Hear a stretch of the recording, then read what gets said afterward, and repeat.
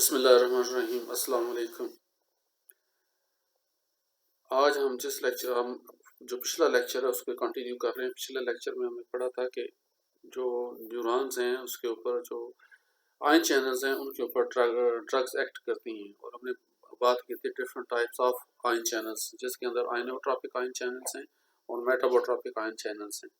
हमने ये भी बात की कि ड्रग्स बेसिकली जो प्राइमरी टाइम से जो प्रिमिटिव ड्रग्स हैं, प्रिमिटिव टाइम से जो ड्रग्स हम लोग इस्तेमाल कर रहे हैं मोस्टली वो सीएनएस के ऊपर एक्ट करती हैं। फिर हमने ये भी बात की कि सीएनएस के ऊपर ड्रग्स कैसे एक्ट करती हैं और उसके अंदर आयन चैनल्स का क्या रोल है, कौन से आयन चैनल्स हैं और कौन सी ड्रग्स इन आयन चैनल्स के ऊपर एक्ट करती हैं, जिसके अंदर वोल्टेज गेटेड आयन चैनल्स की बात की। उसके साथ साथ हमने लाइगेंड गेटेड आयन चैनल्स की बात की। फिर लाइगेंड आयन चैनल्स को फर्दर क्लासीफाई कर दिया हमने कि direct linked ligand gated ion channels हैं, उसके बाद metabotropic G protein coupled ion channels हैं, फिर मेटाबोट्रॉपिक यानी second messenger coupled ion channels, G protein coupled second messenger ion channels हैं, इनको मेटाबोट्रॉपिक आयन चैनल्स भी कहते हैं। अब हम लोग फर्दर इस डिस्कशन को आगे बढ़ाते हैं। अब हम बात करते हैं जी molecular target sites for CNS drugs. इनकी बात करते हैं कि जो मॉलिक्यूलर टारगेट्स हैं या मॉलिक्यूलर साइट्स जो हैं सीएनएस ड्रग्स की, वो न्यूरॉन्स के ऊपर कौन सी साइट्स हैं, कौन सी जगह है। इनके पहले सबसे पहले जो साइट आती है वो आयन चैनल्स ऑन एक्सॉन्स, यानी एक्सॉन्स के ऊपर जो आयन चैनल्स हैं वो ड्रग्स जो हैं उनके ऊपर एक्ट करती हैं। और वो कैसे एक्ट करती हैं, कहता है there is a small number of CNS drugs exert their effect through direct interaction with molecular components of ion channels on axons. इसका मतलब क्या है कि आयन चैनल्स हैं, उनके गेट्स हैं, उनके गेट्स के ऊपर रिसेप्टर साइट्स हैं, वहां पे डायरेक्टली एक्ट करके ड्रग्स जो है आयन चैनल्स को ओपन करती हैं या क्लोज करती हैं। इसके अंदर जो ड्रग्स हैं वो कौन कौन सी कहते हैं, they are certain anti convulsant drugs जो कि डायरेक्ट आयन चैनल्स को ब्लॉक करती हैं। वो है कार्बामेजिपिन है, फेनिटाइन है, दोनों जो है एंटी कन्वर्सेंट यानी जो एपिलेप्सी है एंटी एपिलेप्टिक ड्रग्स हैं। उसके अलावा लोकल एनेस्थेटिक्स हैं जो कि डायरेक्ट सोडियम चैनल्स को जो एक्सॉन्स के ऊपर है उनको ब्लॉक कर देते हैं, जिसकी वजह से एक्शन पोटेंशियल जनरेट नहीं होता और एक्शन आगे हम लोग फील नहीं करते, यानी कि जो हमारी सेंसरी न्यूरॉन्स हैं वो ब्लॉक हो जाती हैं। उसके अलावा जनरल एनेस्थेटिक्स हैं, some general anaesthetics also block sodium channel और कैल्शियम चैनल्स, जिसकी वजह से जनरल एनेस्थीसिया यानी बेहोशी जो तारी होती है, जो बेहोश करने के लिए सर्जरी के लिए ड्रग्स यूज होती हैं कि सर्टेन लेवल ऑफ जो है अनकॉन्शियसनेस अचीव की जाती है और एनर्जी अचीव किया जाता है, वो उसके अंदर ड्रग्स हैं वो ये काम करती हैं कि जो है वो एक्सॉन्स के ऊपर जो सोडियम चैनल्स हैं स्पेशली और दूसरे चैनल्स उनको ब्लॉक करती हैं। बात करते हैं नेक्स्ट साइनेप्सिस के ऊपर जो ड्रग एक्ट करती हैं। हम ये बात करें कि हमने एक्सॉन से शुरू किया, जो एक्सॉन्स के ऊपर ड्रग एक्ट करती है।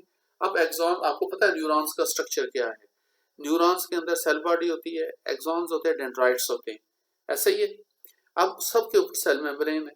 अब इन पार्ट्स के अंदर हम बात कर रहे हैं साइनेप्सिस। साइनेप्सिस वो स्पेस है जो बिटवीन टू न्यूरॉन्स, एक न्यूरॉन्स की डेंड्राइट्स दूसरी न्यूरॉन्स की सेल बॉडी, उसके दरमियान में जो स्पेस है वो साइनेप्स होती है। तो देयर आर सर्टेन ड्रग्स जो कि साइनेप्स के ऊपर एक्ट करती हैं। वो कौन सी है, these effects the effects of most therapeutically important CNS drugs are exerted mainly at synapse. The possible mechanisms are कि synapse के ऊपर कुछ ड्रग्स जो है एक्ट करती हैं और they are very very important therapeutically. और वो कौन कौन सी जगह पे एक्ट करती हैं, दो तरह से आगे हम बात करते हैं, pre synaptic and post synaptic. There are certain drugs which act pre synaptically, ठीक है, और alter the synthesis, storage, release और reuptake और मेटाबॉलिज्म ऑफ न्यूरोट्रांसमीटर्स या न्यूरोट्रांसमीटर केमिकल्स। यानी कि ये वो ड्रग्स हैं जो प्री साइनेप्टिकली एक्ट करती हैं, एक साइनेप्स से पीछे जो न्यूरॉन है उसके ऊपर एक्ट करती हैं और उसके अंदर ड्रग जो है वो न्यूरोट्रांसमीटर की सिंथेसिस को ब्लॉक कर सकती हैं, न्यूरोट्रांसमीटर की storage in the storage vesicles वो ब्लॉक हो सकते हैं, न्यूरॉन्स के से जो प्री साइनेप्टिक न्यूरॉन से जो न्यूरोट्रांसमीटर रिलीज होता है उसको ब्लॉक कर देती हैं। अच्छा, रिलीज होने के बाद न्यूरोट्रांसमीटर जो है वो तीन तरीके से डिफ्यूज होता है, तीन चार तरीके। एक तरीका ये होता है कि उसका जो है वो एक्स्ट्रा सेलुलर फ्लूइड में डिफ्यूज हो जाए। दूसरा तरीका है उसका मेटाबोलाइट्स हो जाता है, मेटाबॉलिज्म होता है और वो ब्रेक डाउन हो जाता है। तीसरा तरीका है रीअपटेक का। तो ये वो ड्रग्स हैं जो रीअपटेक को ब्लॉक कर देती हैं या मेटाबॉलिज्म ऑफ न्यूरोट्रांसमीटर जो साइनेप्सिस के अंदर हो रहा था उसको ब्लॉक कर देती है। ये वो ड्रग्स हैं जो प्री साइनेप्टिकली एक्ट करती हैं। इसकी आगे एग्जांपल्स भी हैं। इसी तरह देयर आर सर्टेन ड्रग जो है प्री पोस्ट साइनेप्टिक रिसेप्टर्स, यानी post synaptic pre post synaptic receptors mean के साइनेप्स के साथ आगे जो न्यूरॉन्स की बॉडी है उसके ऊपर जो रिसेप्टर्स हैं उनके ऊपर एक्ट करती हैं। देयर अदर आइदर ये these drugs activate or block the pre post synaptic receptors। ये ड्रग्स क्या करती हैं, या तो रिसेप्टर्स को ब्लॉक कर देती हैं या फिर उनको एक्टिवेट कर देती हैं। जैसे बीटा ब्लॉकर्स ड्रग्स हैं, आपको पता है इसका एग्जांपल्स है। जैसे इसी तरह जो डायरेक्ट एक्टिंग एंटीकोलिनर्जिक ड्रग है जो मस्कुलिन रिसेप्टर्स को ब्लॉक करती हैं डायरेक्टली, ठीक है ना। इस तरह कुछ रिसेप्टर जो ड्रग्स है कोलिनर्जिक ड्रग्स जो डायरेक्ट एक्टिवेट कर देती हैं मस्कुलिनिक रिसेप्टर्स को, वो पोस्ट साइनेप्टिक जो है रिसेप्टर उनके ऊपर एक्ट करती हैं। ठीक हो गया जी। तो यह साइनेप्सिस के ऊपर दूसरी क्लास हमारे पास आगे साइनेप्सिस के ऊपर जो ड्रग्स एक्ट करती। अब ये उस डायग्राम आगे उसकी जो पीछे हमने बात की है कि वही बात मैं अब रिपीट कर रहा हूं यहाँ पे। ये देखें, ये एक्सॉन, ये एक्सॉन से न्यूरोट्रांसमीटर केमिकल्स है, उनकी सिंथेसिस हुई, सिंथेसिस स्टोर हो गए वेसिकल्स में, वेसिकल्स के अंदर स्टोर होके जो एक्स्ट्रा बच जाते हैं उनका मेटाबॉलिज्म न्यूरॉन के अंदर भी होता है। फिर स्टोरेज थे, स्टोरेज वेसिकल आते हैं, जब इलेक्ट्रिक इम्पल्स आती है और कैल्शियम इन्फ्लक्स होता है तो न्यूरोट्रांसमीटर रिलीज होते हैं। तो ये न्यूरोट्रांसमीटर रिलीज होते हैं, फिर न्यूरोट्रांसमीटर रिलीज होने के बाद अपना काम खत्म करते हैं, रिसेप्टर्स के ऊपर एक्ट करते हैं, या फिर वो यहाँ से इनका जो है मेटाबॉलिज्म होता है अपना काम खत्म करके ये इनका इधर रीअपटेक हो जाता है या डिग्रेडेशन हो जाती है या एक्स्ट्रा सेलुलर फ्लूइड में चले जाते हैं। जब रिसेप्टर पे एक्ट करते हैं जो कि पोस्ट साइनेप्टिक रिसेप्टर्स हैं उसके ऊपर एक्ट करते हैं तो आयनिक कंडक्टेंस शुरू हो जाती है और एक्शन पोटेंशियल फर्दर जनरेट हो जाता है तो उसको भी ब्लॉक कर देते हैं। तो ये मॉलिक्यूलर टारगेट साइट्स हैं ड्रग्स की सीएनएस के अंदर, स्पेशली न्यूरॉन के अंदर। यानी दो न्यूरॉन साइनेप्स के ऊपर किस तरह ड्रग्स एक्ट करती हैं ये हमने इस यहाँ तक हमने अब बात कर, क्या कह रहे हैं सॉरी जो पोटासियम, हाँ पोटासियम का इफ्लक्स हो अगर डिक्रीज हो जाए, पोटासियम का इफ्लक्स अगर डिक्रीज हो जाए तो फिर भी जो है वो ये पोटेंशियल प्रोड्यूस हो जाता है। ठीक है, इफ्लक्स यानी कि बाहर निकलना पोटासियम का अगर डिक्रीज हो जाए तो अंदर क्या हो जाएगा, positive channels electric current, positive current बढ़ जाएगी तो एक्शन पोटेंशियल हो जाएगा। और इस तरह दो तरीके से excitatory post synaptic potential produce होता है, एक सोडियम और कैल्शियम चैनल ओपन हो और उनका इफ्लक्स हो, या फिर पोटासियम का इफ्लक्स जो है वो डिक्रीज हो जाए, ब्लॉक हो जाए, फिर भी एक्साइटेटरी पोटेंशियल प्रोड्यूस होता है। अब इनहिबिटरी पोस्ट साइनेप्टिक पोटेंशियल कैसे प्रोड्यूस होता है, A hyperpolarization potential change are usually ये भी दो सूरतें are usually generated by the opening of potassium channel or chloride channel, यानी कि पोटासियम चैनल ओपन हो जाए और रिफ्लक्स शुरू हो जाए तो नेगेटिव पोटेंशियल प्रोड्यूस हो जाएगा, या कैल्शियम चैनल ओपन हो क्लोराइड चैनल ओपन हो जाए और इन्फ्लक्स ऑफ क्लोराइड होना शुरू हो जाए तो फिर भी post synaptic inhibitory post synaptic potential produce हो जाता है। दूसरी तो उसको फॉर एग्जांपल कहता है activation of post synaptic metabolic receptors increase the efflux of potassium, यानी कहता है post synaptic potential post synaptic metabotropic receptors होते हैं, अगर उनको नेरसम रिसेप्टर्स अगर उनको एक्टिवेट करें तो पोटासियम जो है चैनल खुल जाता है, इफ्लक्स शुरू हो जाता है और अंदर इनहिबिटरी पोटेंशियल प्रोड्यूस हो जाता है और न्यूरॉन एक्साइट नहीं होती।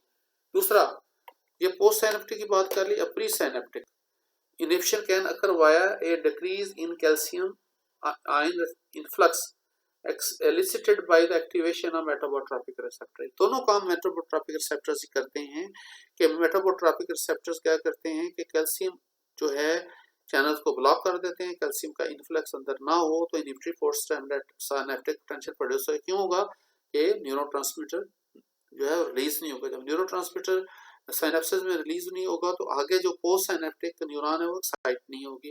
तो ये चीज उसने की है कि pre synaptic inhibition can occur via a decrease in calcium ion influx elicited by activation of metabotropic receptor, यानी कि न्यूरोट्रांसमीटर का पता है कि न्यूरोट्रांसमीटर जो हैं वो उस वक्त तक रिलीज नहीं होते प्री साइनेप्टिक न्यूरॉन से जब तक कैल्शियम का इन्फ्लक्स ना हो, या पढ़ चुके हैं फिजियोलॉजी में।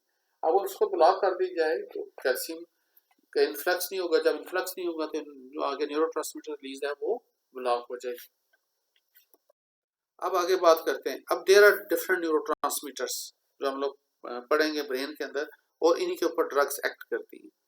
फॉर एग्जांपल हमारे पास एसिटाइलकोलिन है, फिर मोनोमाइन्स हैं जिसके अंदर डोपामीन, नॉरएपिनेफ्रिन और 5 हाइड्रोक्सीट्रिप्टामाइन और सेरोटोनिन, दोनों नाम चलते हैं। फिर अमीनो एसिड न्यूरोट्रांसमीटर्स भी हैं, उसके अंदर एक्साइटेटरी हैं और इनहिबिटरी। एक्साइटेटरी न्यूरोट्रांसमीटर कौन से हैं? ग्लूटामेट, एस्पार्टेट, और ये इन्वॉल्व किसके अंदर है? स्पेशली दोनों लर्निंग एंड मेमोरी के, लर्निंग बिहेवियर और मेमोरी के अंदर इन्वॉल्व है। फिर इनहिबिटरी न्यूरोट्रांसमीटर दो हैं, गैबा है और ग्लाइसिन है। गैबा ज्यादा ब्रेन के अंदर है, ग्लाइसिन ज्यादा जो है स्पाइनल कॉर्ड के अंदर होता है।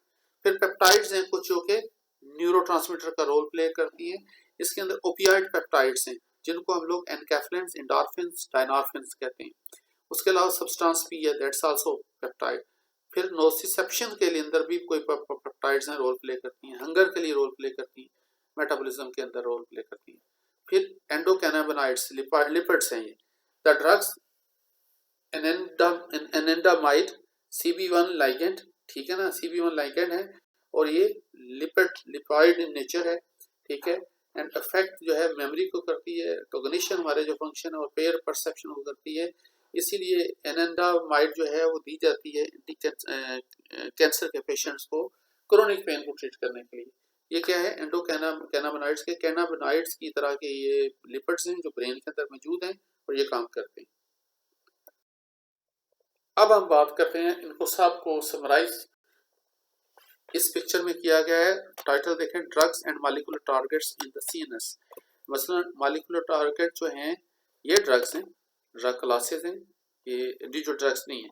इसके अंदर nicotine, benzodiazepines, barbiturates, ethanol, anti epileptics, anaesthetics, इसमें लोकल और जनरल दोनों आते हैं।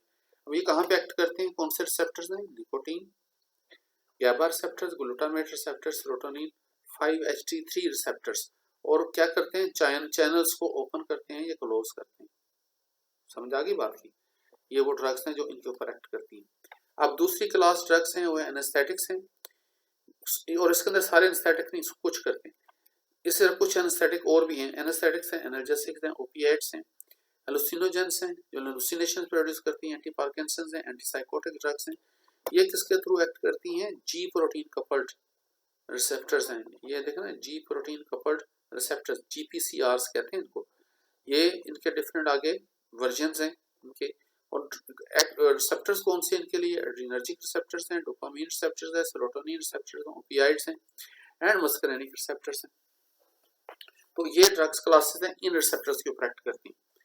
अब नेक्स्ट जो है ये है न्यूरोट्रांसमीटर ट्रांसपोर्टर्स, यानी कि वो ट्रांसपोर्टर जो ड्रग्स को अपना न्यूरोट्रांसमीटर रिलीज कराते हैं, न्यूरोट्रांसमीटर को अपटेक, रीअपटेक करते हैं, उसके ऊपर जो एक्ट करते हैं ड्रग्स वो है ट्राइसाइक्लिक एंटी डिप्रेसेंट्स जिनको TCS भी कहते हैं, SSRIs हैं, और CNS स्टिमुलेंट्स हैं, स्पेशली कोकेन वगैरह। ये क्या करते हैं? ये इनके जो न्यूरोट्रांसमीटर्स के जो है ना रीअपटेक ट्रांसपोर्टर, उनके ऊपर एक्ट करती हैं। और कौन कौन से हैं? Serotonin transporter, norepinephrine transporter, dopamine and GABA transporter, उनके ऊपर एक्ट करके ये ड्रग्स जो है इनका अपना इफेक्ट प्रोड्यूस करती हैं। फिर एंजाइम मेम्ब्रेन बाउंड साइटोसोलिक, ये एंजाइम आइदर मेम्ब्रेन बाउंड है या साइटोसोलिक, यानी मेम्ब्रेन के ऊपर, सेल मेम्ब्रेन के ऊपर है, न्यूरॉन मेम्ब्रेन के अंदर है या न्यूरॉन के अंदर है। जो रिसेप्टर उनके ऊपर, जो एंजाइम उनके ऊपर जो एक्ट करती हैं वो ड्रग्स कौन सी हैं? Anti Parkinson's, anti depressants, lithium, Alzheimer's की ड्रग्स। उसके अंदर जो टारगेट्स एंजाइम हो क्या है? टायरोसिन हाइड्रोक्सिलेज, मोनोमाइन ऑक्सीडेज, कैटाकोल और मिथाइल ट्रांसफरेज, ठीक है ना, amino acid D carboxylase, IP3 metabolism. ये जितना भी इनका होता है इसके ऊपर ड्रग्स जो है एंजाइम्स के ऊपर इफेक्ट करके अपना इफेक्ट प्रोड्यूस करती हैं। So this is all about intro to CNS pharmacology. इंशाल्लाह नेक्स्ट क्लास है, नेक्स्ट लेक्चर मेरा होगा वो सेडेटिव हिप्नोटिक ड्रग्स के ऊपर होगा। So please read that, sedative and hypnotic. Sedation क्या होती है, हिप्नोसिस क्या होती है, एंजाइटी क्या होती है, ठीक है, और एंजाइटी क्या होती है, इसकी डेफिनेशन क्या होती है, ये चीजें आप नेक्स्ट लेक्चर तक पढ़ लें। तो थैंक यू वेरी मच, अल्लाह हाफिज़।